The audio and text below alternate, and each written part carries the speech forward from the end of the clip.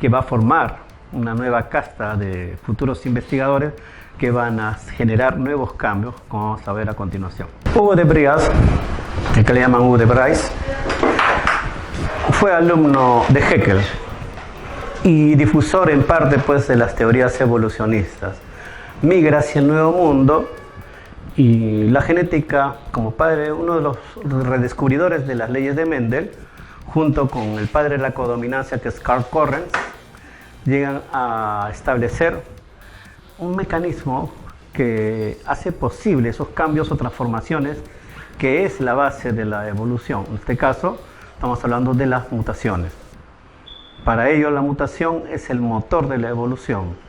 Estos cambios sucedáneos que se van a dar a nivel de material genético, para ellos los referencia como una suma muy elevada de cambios que se dan siempre en los organismos y hace posible esas transformaciones sui generis para dar nuevas especies. ¿En qué se basan? Pues se basan los estudios de la genética de algunos organismos y la aparición de mutantes de forma natural, como por ejemplo en el cultivo en laboratorio sucesivo de las moscas de la fruta, que aparecen mutantes de forma espontánea o natural sin necesidad de emplear algún agente mutágeno, sea de naturaleza física o química, sino que de forma espontánea las mutaciones se van a dar en este tipo de organismos. Entonces, en base a esos hechos, ellos van a teorizar que es la mutación realmente la que genera los grandes cambios y hace posible que se dé el fenómeno evolutivo, mutaciones.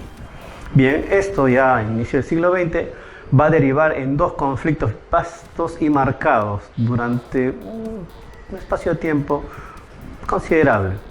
Va a ser entre el Nuevo Mundo y el Viejo Mundo, la postura clásica darwinista y la nueva postura, que es la postura mutacionista de este lado del planeta, cada uno con argumentos a favor o en contra. Y es así como se van desarrollando otras ramas de manera paralela que en cierta medida van a amalgamarse. Y esto va a derivar en la siguiente teoría que nosotros conocemos como la teoría sintética o neodarwinismo. Esta teoría sintética o neodarwinismo, que tiene varios autores, entre ellos va a destacar por las figuras de Simpson, Ernst Mayr y el enorme ícono de la biología como es Theodosius Dobzhansky en su obra Genética y Evolución, donde él hace una frase célebre que se emplea bastante para entender estos procesos en nivel biológico, que dice así: nada tiene sentido en biología si no es a la luz de la evolución. Una frase muy álgida que guía los preceptos en biología para la parte evolucionista y para entender todo cuando es en formas de vida para el planeta. Estos personajes van a utilizar ciertos puntos de vista, mecanismos y posturas propias ya del siglo XX que van a enriquecer. Y lo único que van a hacer como precepto es generar una postura ecléctica. Ellos van a amalgamar lo mejor del mutacionismo y el darwinismo para evitar ya los conflictos y fusionarlo y generar una especie de síntesis evolutiva o teoría sintética o neodarwinismo. Y a la par utilizar también otras ideas y conceptos de ramas nacientes como la genética de poblaciones, la parte de la bioquímica, la paleontología, en el caso de Mayr, el estudio de la sistemática, van a enriquecer enormemente el proceso evolutivo, pero sin perder algo en particular, algo que arrastra del darwinismo. Es cierto, esta teoría sintética logra expresar los mecanismos por los cuales los seres vivos van a generar, porque tiene tres líneas elementales sobre la cual trabaja el neodarwinismo. El hecho, o sea, basado en pruebas que se puedan sustentar, los mecanismos, o sea, qué cosa y cómo hace que se desencadene el proceso evolutivo, y la historia, o sea, esto nosotros llamamos sistemática, o relaciones filogenéticas entre los organismos y cómo determinación. Es por ello que esta teoría manifiesta los procesos de especiación, el cómo los organismos cambian a través del tiempo, o sea, la génesis de una nueva especie, pero no una génesis al azar. Ellos hablan de una génesis ordenada, a partir de una especie ancestral y por las fuerzas anteriormente mencionadas, que van a tener, por ejemplo, las mutaciones, selección natural, supervivencia del más apto, deriva genética, genética de poblaciones, efecto cuello de botella y otros más, la aparición de nuevas especies a partir de una especie ancestral. Esta es la base de esta teoría que logra explicar de manera racional el cómo a partir de una especie ancestral aparecen nuevas especies, y lo hace por el modo de especiación o aislamiento. Aislamiento, especiación simpátrica, especiación alopátrica. En el caso lo primero sería lo alopátrico. Primero tiene que ocurrir un aislamiento geográfico para que después haya un aislamiento reproductivo. Entonces, a partir de una especie A, si separamos en el ambiente, y justo porque este planeta no está quieto, siempre hay procesos de cambio, entonces se va a aislar y me va a generar nuevas especies, como lo que había encontrado Darwin con respecto a los famosos pinzones, los pinzones de Darwin. Galápagos son 13 islas y un islote que están a más de 2.000 kilómetros de la costa de Ecuador. Entonces, utilizando las referencias de Lyell y sus posturas, dijo lo siguiente, ¿no? El pinzón es un ave continental y no es de amplio vuelo. Entonces, ¿cómo hizo para llegar hasta las Galápagos? Entonces, él teorizó lo siguiente: Galápagos, en un tiempo muy remoto, estuvo unido a las costas de Ecuador y luego se fue separando, y a su vez en la masa separada se fue subdividiendo, que dio origen pues a las 13 islas y al islote. Ya, dentro de esas islas, una de ellas, la más representativa, la isla Charles Darwin, donde estuvo pues el sabio un tiempo haciendo sus estudios, y lo que va a encontrar pues referencias aparte de las tortugas y otros organismos son los famosos pinzones. Cada uno de ellos se fue adecuando una especie de, primero, separación geográfica, y a través del tiempo, como se van reproduciendo entre ellos por medio del aislamiento, genera efecto fundador, ¿ya? Un amalgamiento de genes, y con ello la adecuación al nuevo ambiente, es un cambio etológico. Y si es que esta especie que se ha generado la juntamos con su ancestral y no procrean, no aparean, entonces tenemos que generar una nueva especie. Aislamiento geográfico, aislamiento reproductivo, alopátrico, simpátrico, y expresa de manera correcta el fenómeno evolutivo. Entonces, teorizando esto, sería de la siguiente manera: ¿qué es para un evolucionista de tipo neodarwinista sustentado en todos estos preceptos? Evolución. Entonces vamos a decir que evolución es el cambio,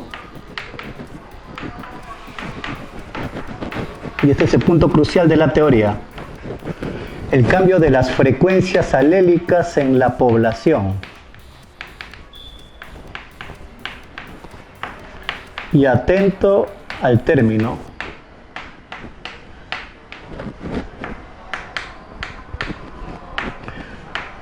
en genética clásica se utiliza mucho el término alelo. Ese alelo es el término indispensable para entender genética. Y pues bien, aquí es el cambio de las frecuencias de alelos en la población, ya no la especie. A diferencia de las teorías anteriores, se explicaba el cambio en la especie. Aquí están hablando de poblaciones, o sea, dinámica de flujo génico entre los organismos y los mecanismos básicos que emplean para que haya esa transferencia. Y ahí que se sustenta también en variabilidad. Pero sigue siendo netamente gradualista. Esto es hasta la década de los 50, el tiempo pasa y las teorías nuevas van a aparecer, porque nuevas posturas. Entre ellos van a tener acá la del biomatemático japonés Motoo Kimura. Él va a explicar acerca del neutralismo evolutivo. Dice que la evolución es neutra. Y bueno, y ustedes dirán, no, todo lo que se ha explicado hasta ahora para que vean que la evolución es neutra. Entonces, no hay evolución. No he dicho que es nula, es neutra. Es como en matemática. Cuando ustedes entienden matemática, le explican, por ejemplo, para generar un sistema numérico se emplea pues ciertos preceptos, como por ejemplo, propiedades. Una propiedad es, bueno, la propiedad de clausura, que se sustenta en el elemento neutro. Por eso, por ejemplo, los naturales, propiedad de clausura, elemento neutro, son operaciones cerradas como la suma y la multiplicación. Por ejemplo, el neutro aditivo y el neutro multiplicativo. ¿Ya? Un número sumado o multiplicado dependiendo de la operación por ese neutro me da el mismo número cerrado. ¿Ya? Por eso se llaman operaciones cerradas y definen pues el conjunto numérico. Aquí se emplea ese mismo concepto porque esto de acá es netamente matemático, es todo un conjunto de ecuaciones diferenciales que sustentan los mecanismos de flujo génico en una población, y dice pues que la evolución no es nula pero es neutra, o sea tiende a cero, que los cambios de frecuencia son prácticamente imperceptibles en la población, y si es que ocurriera, va a ocurrir al azar. Como por ejemplo, usted puede desarrollar una performance de repente frente a un instrumento musical. Al principio pues casi no era tan efectivo en la ejecución del instrumento, pero la práctica constante en sí hizo pues que usted desarrollara la mayor capacidad, y con ello el estudio de las técnicas fue mejorando su performance hasta convertirse en un extraordinario instrumentista. ¿Cuál es la probabilidad de que sus hijos desarrollen y tengan la misma capacidad que usted ha desarrollado? Tiende a cero, porque esa capacidad que usted ha desarrollado está entre su corteza cerebral y sus manos, en la ejecución. Pero ¿dónde debería estar también esa capacidad? Amalgamada en los genes, o sea, a nivel de sus gónadas, en sus gametos. Y para que ese cambio que usted ha generado, ¿no?, por la parte cognitiva pase a la parte genética, es muy improbable que ocurra. Si es que ocurriese, sería al azar. Para no estar entrando a términos matemáticos muy complejos, es así, o sea que es poco probable de que ese cambio que se ha generado a nivel fenotípico pase a nivel genotípico. Y si es que pudiese darse ese cambio, sería al azar. Eso es lo que nos explica Motoo Kimura en su postura, no sustentado ecuacionalmente, como teoría respecto a la evolución. Y a la década de los 70, pero no es la última, porque hay más todavía, si solamente hasta acá, porque no te piden más el prospecto, que no se estrese en la vida. Me acuerdo, hay un desfase, en el prospecto hay un desfase más o menos de 40 años. Entonces, acá, esta última es la de dos extraordinarios paleontólogos que han trabajado para el Smithsoniano, de los museos más grandes que hay, ¿no? Paleontólogos, y ellos, Eldridge y el extraordinario Gould, ¿no? Por ejemplo, Gould con una de sus obras, por ejemplo, La falsa medida del hombre, o sea, qué tanto el ser humano se ha catalogado como gran especie y qué tanto no lo es. Por eso es controversial, pero al mismo tiempo genial. Gould, junto con el Eldridge, van a revisar todo el extenso historial paleontológico que tiene el Smithsoniano, y van a llegar a una conclusión que entra en contradicción con las posturas anteriores, específicamente la teoría sintética. Esa masa de ideas confrontacional está situada acá, que dice que la evolución no es gradual, o sea, soterradamente va generando un cisma a nivel de los neodarwinistas, no es de suma grado para ellos. Le explico, bastante sencillo, para que me pueda entender. Para un darwinista clásico, si yo acá tengo una especie A y más adelante en el tiempo tengo una especie C, en el tránsito debe estar la especie B, para que tenga A, B y C, ordenado, gradual. Y a esa especie B se le llama eslabón perdido, que logra concatenar dos especies aparentemente diferenciadas con ciertos rasgos en común, poquísimos. Entonces hay una especie transitoria que logra amalgamar. Por ejemplo, utilizan como base la evolución del caballo, ¿no? Del caballo ancestral, ¿no?, hasta el enorme Equus, de 5 dedos a un dedo con una uña, que es el casco, ¿no?, y fue aumentando de tamaño. Entonces ellos dicen que todos los seres vivos deben haber tenido ese proceso, ese historial evolutivo gradual que sustenta su proceso. Entonces, por ejemplo, en el caso del ser humano, buscan pues lo famoso eslabón perdido, que conecte, ¿no?, la rama primate con la rama homínida, propiamente dicha. A lo cual estos personajes pues dicen que no, eso es imposible. que la evolución no ocurrió de forma gradual, sino ocurrió por cambios significativos en espacios reducidos de tiempo. Que las especies se van a diversificar, sí, y eso van a ser durante enormes periodos de tiempo, ya, a nivel geológico hablando, en las cuales se van a diversificar, pero para generar nuevas especies, o sea, con cambios significativos, relevantes en la misma, tiene que ocurrir algo impactante en el medio, que repercuta y que desencadene las fuerzas anteriores como selección natural, pero de una manera cruel, o sea, que realmente ejerce ese poder que tiene para hacer esos cambios altamente significativos. Entonces, esos procesos son las famosas extinciones en masa, que han hecho posible los cambios que se han podido denotar. Entonces, para ellos, entre una especie A y una especie C, no hay especie B, no hay eslabones, no es gradual, sino que de A pasa a C directamente en un lapso muy pequeño de tiempo. Ese lapso pequeño es el proceso de extinción en masa. Pregunta clásica: ¿cuántos procesos de extinción en masa significativos han ocurrido en el último eón? En el último eón, ni siquiera en toda la vida del planeta, porque también cada uno de los otros eones han habido cambios altamente significativos. Solamente para este último eón, el fanerogámico, que es el cual estamos viviendo, ¿cuántos procesos de extinción en masa han habido? 5.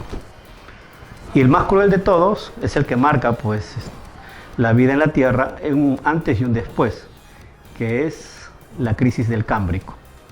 Aunque la mayoría de ustedes solamente está enfatizado en la extinción de los dinosaurios, que es el cuarto cambio, que es el límite KT, Cretácico-Triásico. Pero anterior a ello es el tercero, el más terrible de todos, que casi se barre la totalidad de vida en el planeta. Entonces, un ejemplo de ellos que utiliza, pues, Eldridge y Gould es acerca, pues, de este cambio significativo que se dio, por ejemplo, con organismos traza en las escalas evolutivas de los tiempos geológicos. Por ejemplo, ¿no? Desde que empieza el Cámbrico, hay un animalito, un artrópodo bastante significativo que se encuentra en los demás periodos en estos mares, ¿no? Cámbrico, silúrico, devónico, carbonífero, que viene a ser el famoso trilobite. Pero cuando llega el Pérmico, la gran extinción, con la activación de los volcanes de Siberia, el cambio climático mundial y todos los procesos, pues se truncó. Durante todo ese tiempo una diversificación enorme. Si uno observa el mapeo filogénico, evolutivo que tienen los trilobites, es variado. Nos encontramos diversas formas, pero no un cambio transformacional hacia nuevas especies, solamente derivación de la misma. Y justo cuando llega el Pérmico se extinguen, y de ahí para adelante, ya cuando empieza el Mesozoico, caso del Jurásico, Triásico, Cretácico, no lo vamos a encontrar. De ahí para adelante, en las muestras estratigráficas no se encuentra el trilobite. Y así han sucedido con otras especies significativas, no solamente animales, sino plantas y hongos y otros demás. Pues ellos dicen bien claro que esos largos periodos donde no hay cambios son los periodos de estasis, seguidos de cortos periodos en los cuales hay unas transformaciones enormes en el planeta que obliga a los seres vivos a adaptarse al medio, y esa adaptación genera enormes cambios en no solamente la apariencia fenotípica, sino también a nivel genotípico, que se van a heredar.